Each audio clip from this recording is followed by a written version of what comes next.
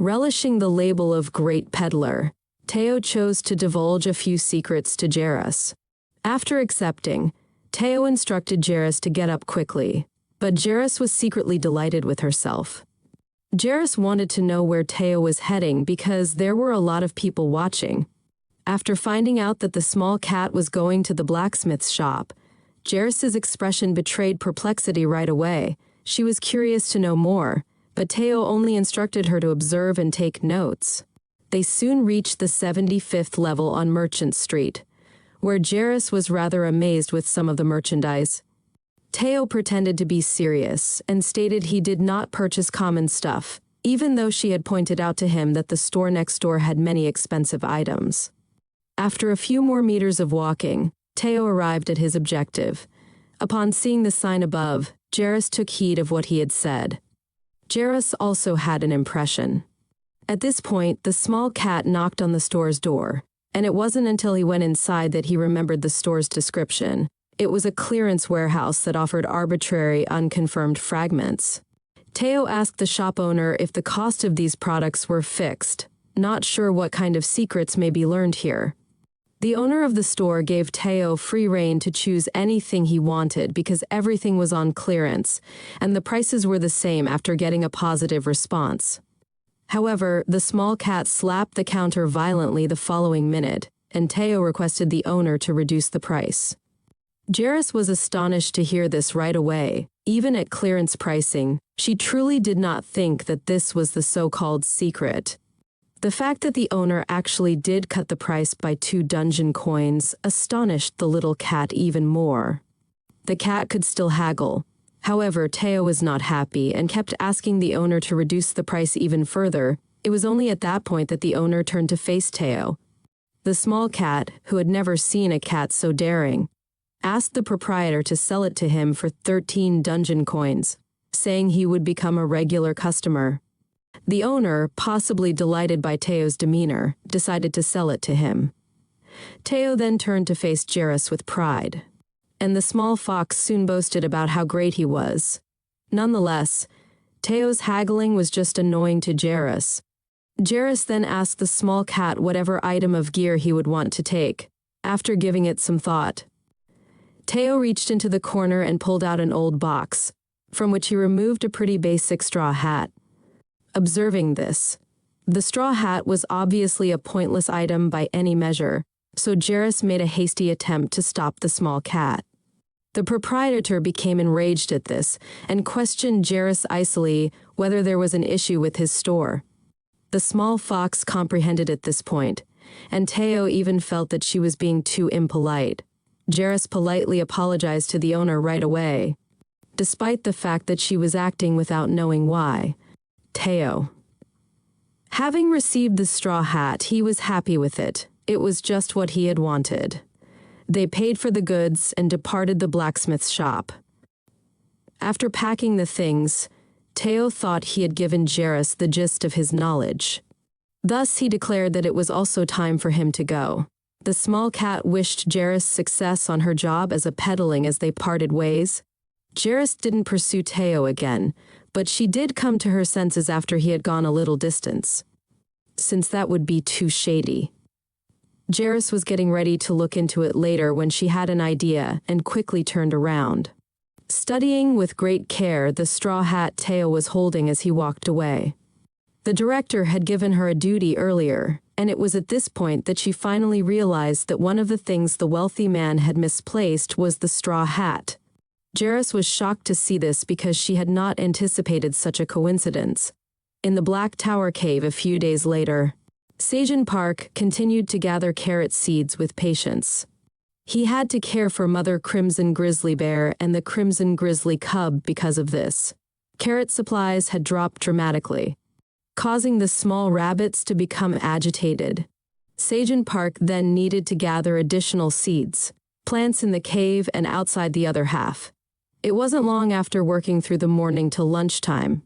Having cooked fresh fish, Black Warrior Bunny and Cart Bunny decided to enjoy fish soup with his buddies today. But Mrs. Rabbit hasn't been eating much lately. So he went to harvest tomatoes so he could prepare some tasty dinner. letting Sickle Bunny handle the fresh fish. After arriving at the farm, Sejin Park picked a large number of fresh magic cherry tomatoes. He also leveled up his harvesting skill to 4 at this point, getting an extra effect. In addition to its initial capacity to accelerate the ripening of unripe fruit, it now raised the likelihood of improving the crop's quality as well, even though it said there was very little chance. Compared to nothing, it was better. It would be great if he could somehow find some higher quality miracle cherry tomatoes. Sejin Park was startled back to reality by Mr. Rabbit's words, as he had not anticipated receiving an extra effect upon attaining level 4 of his harvesting skill. He needed to concentrate on making the nourishing meals for the pregnant rabbit. Now was not the time to be sidetracked. A nutritious fish soup was ready in no time thanks to Sejin Park's cooking. He'd made it especially for Mrs. Rabbit, and it was incredibly hydrating and filling. Sejin Park gave Mr. Rabbit explicit instructions to look after Mrs. Rabbit. Don't worry about the farm labor, they have multiple workers to take care of it. Ultimately, he thought that the young rabbits would soon get to see their siblings because the due period was drawing near. At that moment, the crimson grizzly cub emerged from its hiding place and greeted Sejin Park with joy.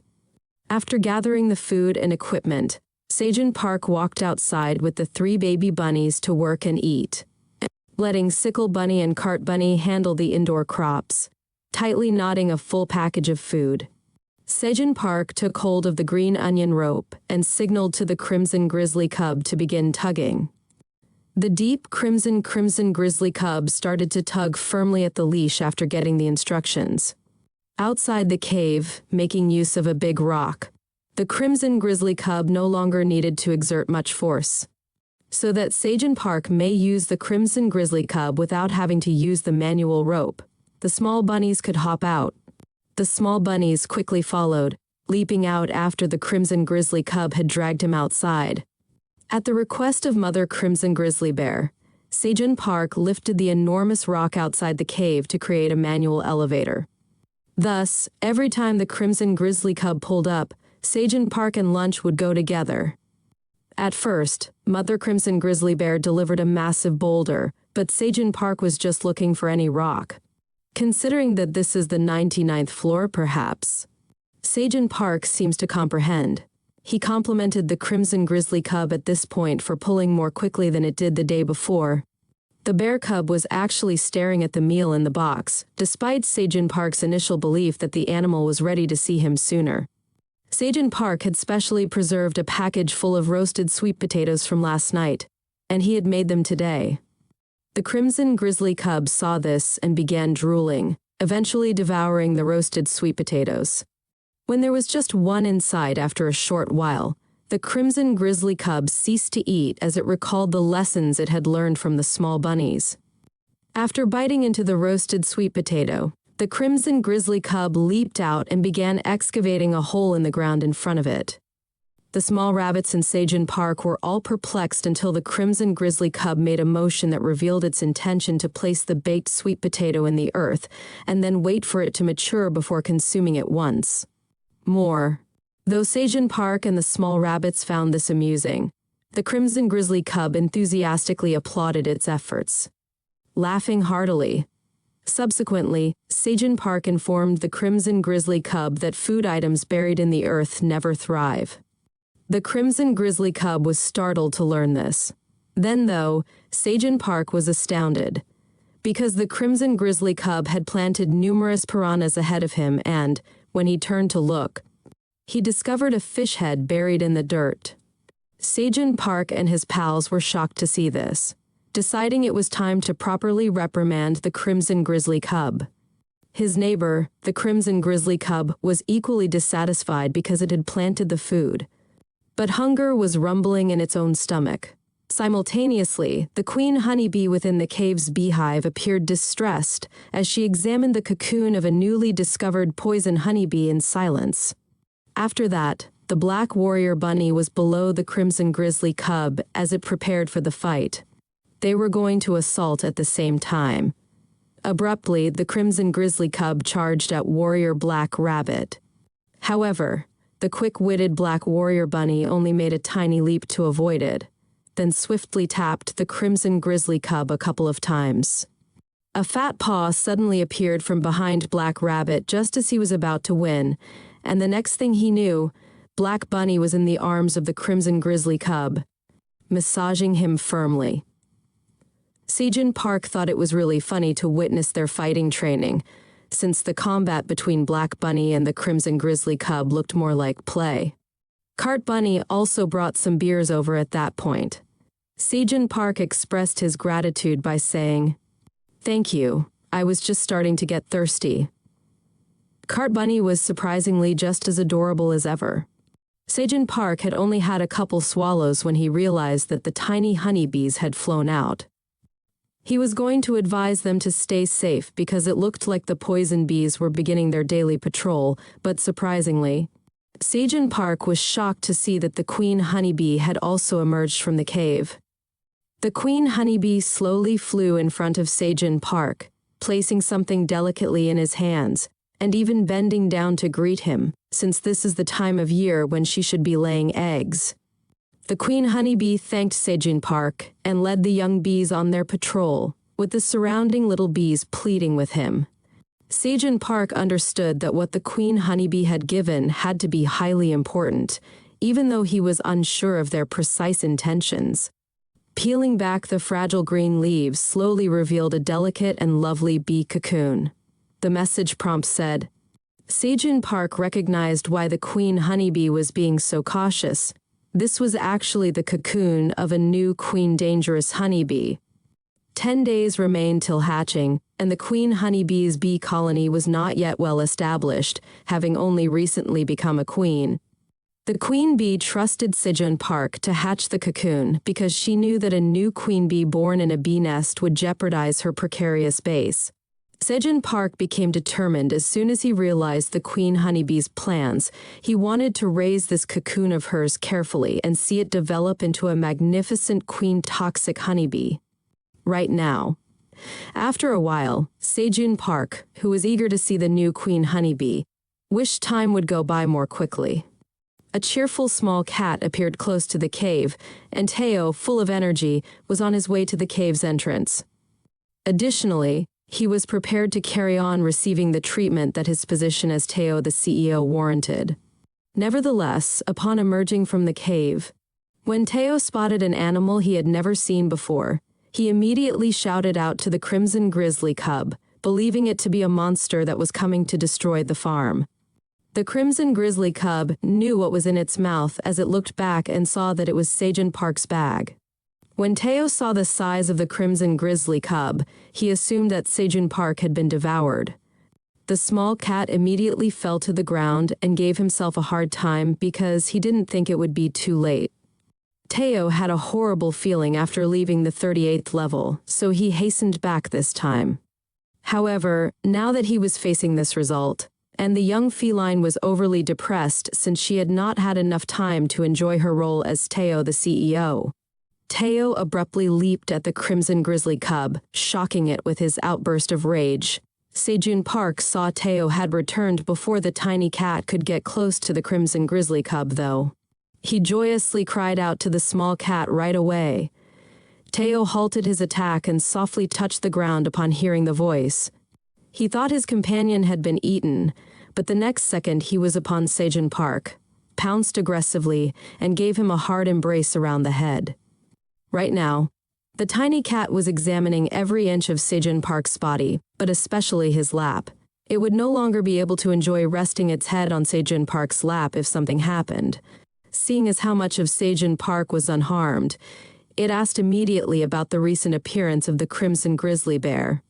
So Sejin Park brought Teo up to explain the crimson grizzly cub incident, and to note that they now have a deal with Mother Crimson Grizzly Bear. She protects the cave. When Teo heard this, he at last exhaled with relief as the farm buddies gave her food in return, since it had been so afraid just now. But Sejin Park got an idea at this precise moment. Calling them crimson grizzly cubs seemed like a mouthful. Sejin Park then asked Teo to find out if the crimson grizzly cub had a name, saying that it would be very easy if they had names like Teo. It was only a bear cub, and the crimson grizzly cub wasn't sure about this. It didn't have a name. Thus, Sejin Park has a brilliant suggestion for a temporary moniker. As soon as Sejin Park said those words, the crimson grizzly cub was ecstatic. Teo, the small cat, was also interested in the clever moniker that Sejin Park had come up with. Subsequently, Sejin Park declared it. Given that the crimson grizzly cub is a newborn bear that is always wailing, Sejin Park made the decision that, going forward, Be is the name the bear cub would have. However, with the exception of Sejin Park, who was ecstatic to hear this moniker, was astounded. Teo even thought Sejin Park was a bad narrator and looked down on him. Even though the cat was mocking, reluctant to concede, Sejin Park questioned the crimson grizzly cub. When the bear cub has finished rolling about on the ground, he believed with pride that the crimson grizzly cub had concurred, but Teo cut off Sejin Park right away, extracted all of the dungeon coins they had amassed from their journey, and inquired as to how long they could trade for being Teo the CEO. Sejin Park complimented the small animal and made a small calculation. At this point, Teo boss gave Teo 38 hours of his time in all. When the small cat heard this, it demanded right away that Sejin Park get the cat goodies out, since he intended to utilize every hour this time.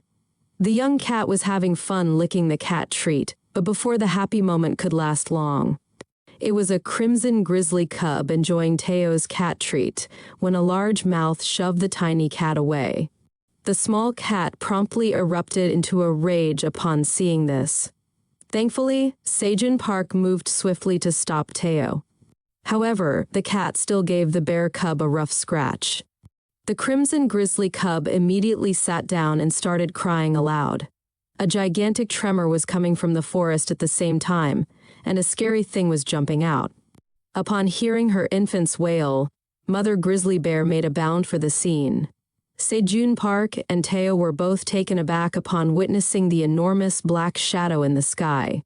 The mother grizzly bear, who was now glaring forward with ferocity, had landed precisely on the ground the next second. Beneath her, the crimson grizzly cub safe.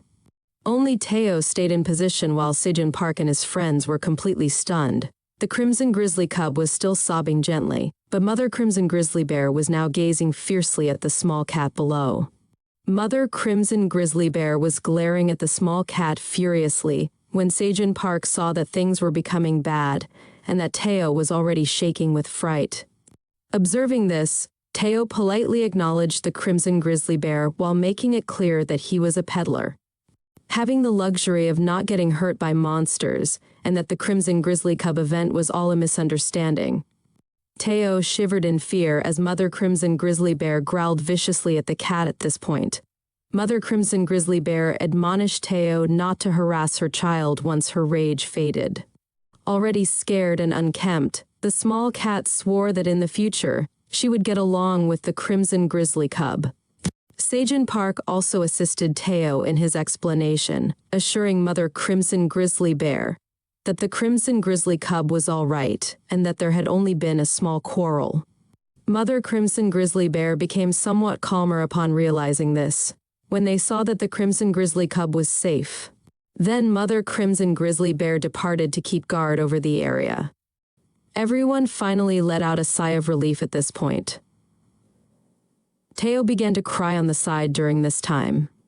Sejin Park worried the small cat had been scared too much, moved forward right away to calm it. Clutching Teo in his arms, he said that it was his fault too, saying he should have told Teo about the changes in the cave sooner. When Black Warrior Bunny saw the distraught cat, he licked Teo to reassure him, not wanting to see the cat depressed. Either were the other small bunnies. Thus, they approached Black Warrior Bunny and helped him brush Teo's fur. The small cat soon began to smile as well. With their arms wrapped around one another, Sejin Park and his pals gazed out at the sunny vista that lay ahead. Additionally, Crimson Grizzly Cub Be recognized its error. Thus, it approached its companions gradually and consoled the little feline, much like the small bunnies did. Teo expressed heartfelt regret to Be, wishing he hadn't scratched it. Having consoled one another, they were somewhat fatigued from the events of the morning. Sejun Park and his pals yawned at that point and closed their eyes to sleep together, upon noticing the sounds outside. After taking care of their business, the pair of rabbits in the cave left the cave, ascending gradually. After spotting a backpack on the ground, Mr. Rabbit picked up the straw hat the small cat had purchased. Right now, Mrs. Rabbit gestured for Mr. Rabbit to follow her lead since she saw Sejun Park and the kids. In reality, the little pals up ahead were sharing a bed. Resting on each other's bodies, they slept soundly and securely. The bunny couple realized that they must have had a difficult day when they saw this. Mr. Rabbit gently put the straw hat he had just picked up on Sejun Park's head to protect him from the sun. Now they sat back and relaxed, taking in the warmth of the moment while leaning on the crimson grizzly cub. Maybe sensing his pal's close proximity, there was a faint smile on Sejun Park's face. Meanwhile, a large assembly of enormous black dragons was occurring outside the Black Tower area. All fixated on something in the middle. One observed an elderly man frantically trying to add magic to a glowing crystal. However, he was forcefully knocked back the next instant. When the elderly man saw this, he became enraged right away, not knowing the reason behind the Black Tower's closure. At this point, Eileen's father, a dapper man, begged the elderly man to calm down. Pratani Anton.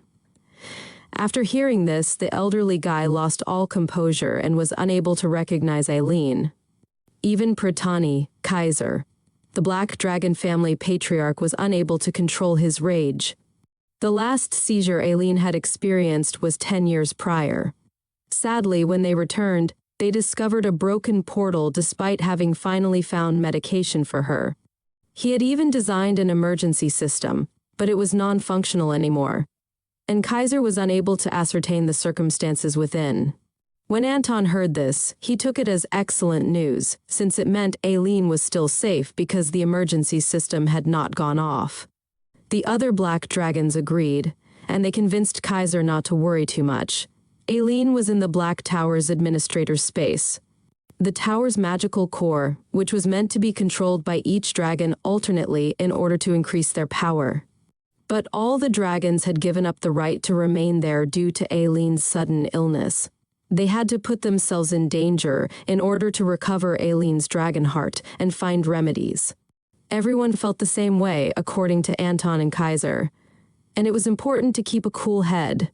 In addition, Anton had faith in his daughter Eileen, who no doubt is working hard to recover from her sickness. After hearing this, Kaiser also became less nervous and gave the order, "Before the Black Tower opens." The dragons may wait till the tower opens and don't have to help him further with the forced opening. The black dragons soon all took flight and left the area. When the other clan members departed, Anton realized that it had been a few days since the previous seizure, and maybe Eileen's dragon heart was getting better. Although Kaiser was really happy with the result, he had not seen his cherished granddaughter in a long time. He had no idea whether Eileen was eating healthfully or not. All Kaiser could do now was offer his silent prayers for her. In contrast to the other dragons' worries, Eileen was contentedly munching on goodies in the administrator's space right now. She was reading a book and eating at the same time, displaying absolutely no signs of pain. Behind her, Sejun Park had planted D-grade miracle cherry tomatoes, which tasted considerably richer than they had before. Eileen had to bite into them to taste them, but now a couple was sufficient. However, in the subsequent moment, Eileen's dragon heart, which had been beating steadily for some time, started to pound, making her halt what she was doing right away. Putting her claw to her chest in shock, Eileen realized that her dragon heart had stopped beating for 2 centuries. But now, for a brief instant, it pulsed on its own and took in mana. Sensing the shifts in her physique, it dawned on Eileen eventually that she ought to have experienced a seizure by now. After giving it some thought, Eileen surmised that it might be the result of the miracle cherry tomatoes. Eileen initially believed the magic cherry tomatoes only tasted wonderful, but later realized they had a minor mana-enhancing effect. However, she found out after ingesting a lot of them that they also have the ability to repair the dragon heart. Aileen was ecstatic to have met someone worthy of her care after overcoming her difficult circumstances, and she thought that she might heal gradually. Given another opportunity to defeat her dragon heart, Aileen made the decision that she would defend the farmer. Sejin Park, beaming. She wanted to see what the farmer was doing now, and Aileen chuckled when she checked. Sejin Park was somewhat confused when he woke up because the message said he had an unverified item, so she quickly noticed that he had fallen asleep. Sejin Park looked around before removing a straw hat that he was unsure of when it had been put on. At that point, Mr. Rabbit gestured toward the backpack, and Sejin Park recognized that this was something Teo had brought back. Sejin Park gave the small cat a quick pat, but Teo was still content to sleep for a little while longer. He then removed the straw hat to look at the message display. The land's blessing skill on it drew Sejin Park's attention, but the unverified item only displayed a few ambiguous skills and usage conditions. Administrator Aileen proposed that Sejin Park allow her to examine it at this precise moment. Observing this, with Sejin Park's quick consent, Aileen snatched the item from him. Using the identifying talent, Aileen lifted her dragon claw gently after warming up. Aileen was astounded as blue magic swirled around the straw hat and complimented Sejin Park on finding a very remarkable object. Following the completion of the identification process, the administrator assigned a new task. He asked Sejin Park to guarantee that the administrator will receive a harvest powered by blue moon energy from the following blue moon. Sejin Park realized that the next blue moon was approaching when he saw this. Now that the farm had grown considerably, he granted Administrator Aileen's request right away.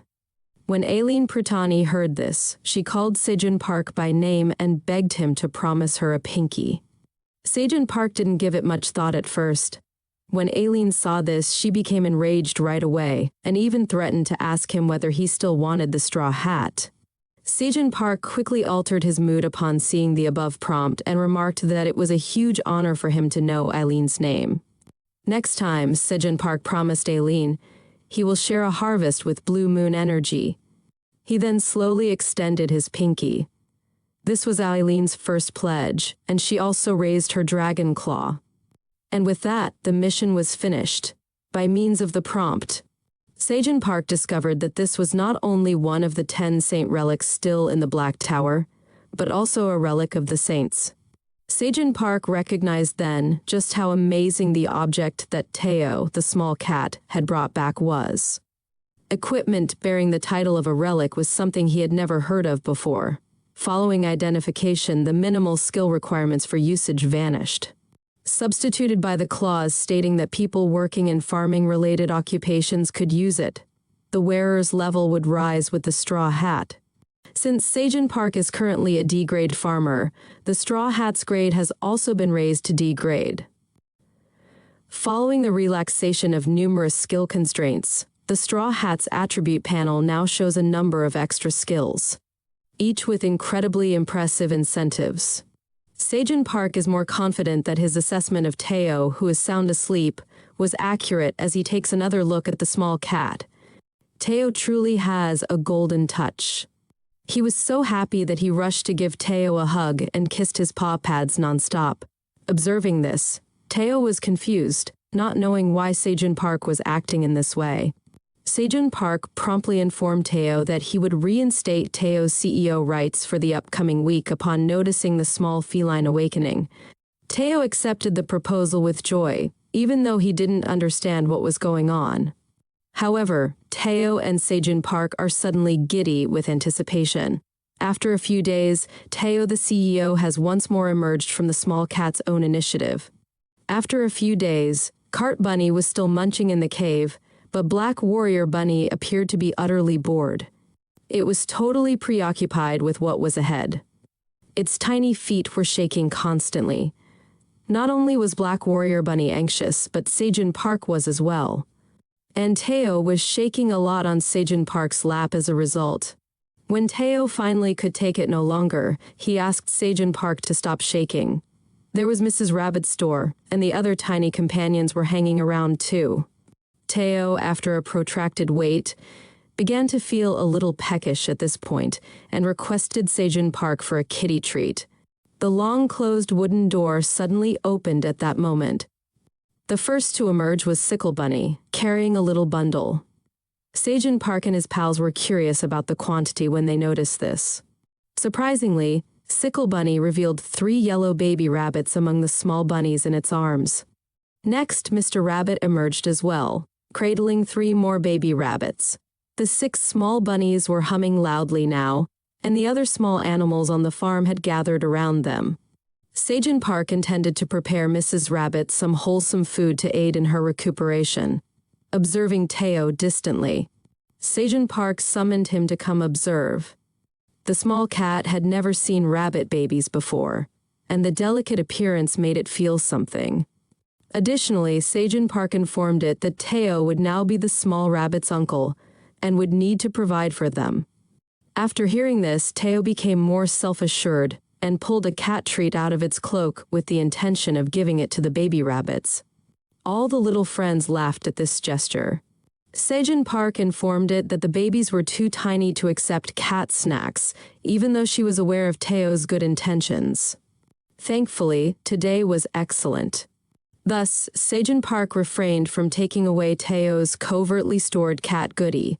Sejin Park reminded the young feline to come back before supper after she had intended to take the babies outside to play. The young buddies from the farm soon completed their meal. The bees then started to progressively close off their hive, and the tiny bunnies likewise closed their doors firmly, and Sejin Park was ready to receive the blue moon of tonight. He questioned why, though, as he was shocked to discover Teo scuttling into his own backpack. Upon hearing this, the small cat stated that it wished to hide within its backpack because it shields him from the energy of the blue moon. There are numerous uses for a street vendor's backpack, with larger ones serving as temporary homes. Considering this, Sejin Park made a request of Teo. After going through his backpack, he gave the queen poisonous honeybee's cocoon to the recipient. Sejin Park desired to give it to Teo for storage. After giving the young cat an explanation of the cocoon's genesis. Though shocked, Teo tucked the baby into its fluffy fur after realizing it was the queen honeybee's offspring. Outside, creatures were starting to get restless. The blue moon of the night also arrived on schedule, casting a beautiful glow across the 99th floor. Now that Mother Crimson Grizzly Bear and Bear were in danger, Sejin Park was concerned, but then there was a loud commotion coming from outside. Sejin Park thought that other monsters had broken into Mother Crimson Grizzly Bear's domain, because it was the first time he had heard a sound like that of stomping the ground. However, before Sejin Park could put on his earmuffs, a large herd of cows with loud bellows unexpectedly appeared from outside. Sejin Park was perplexed when, after a few short minutes, the sounds started to fade. Is it possible that cows exist on the 99th floor? Crops charged with blue moon energy were abundant on Sejin Park's farm as the blue moon progressively diminished. Much to his amazement, it had surprised him to find so many blue moon fruits in his possession. The radiance of the blue moon was even reaching the surrounding cornfield. Sejin Park saw this and got even more pleased since he was probably going to eat maize that had been charged with blue moon energy. Sejin Park considered for a moment before realizing that this had to be the harvest blessing's result. The following morning, the cave was once again peaceful. The tiny cat soon stuck its head out and surveyed its surroundings. Seeing nothing dangerous, Teo let Sejin Park know. After hearing this, he boldly went outside. The little feline decided it would be safer to hold off until Mother Crimson Grizzly Bear came back. However, Sejin Park made the decision to investigate further. Given that monsters had been lurking around the property the previous evening, he desired to examine the external circumstances. When Teo realized this, he gave up resisting and declared that he would go with Sejin Park.